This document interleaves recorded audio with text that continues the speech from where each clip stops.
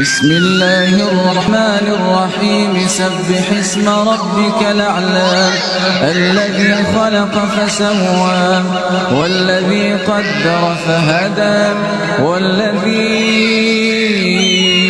أخرج المرعى فجعله غثاء نحوا سنقرئك فلا تنسى إلا ما شاء الله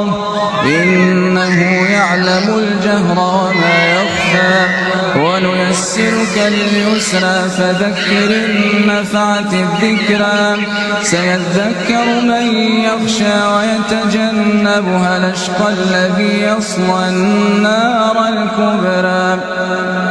ثم لا يموت فيها ولا يحيا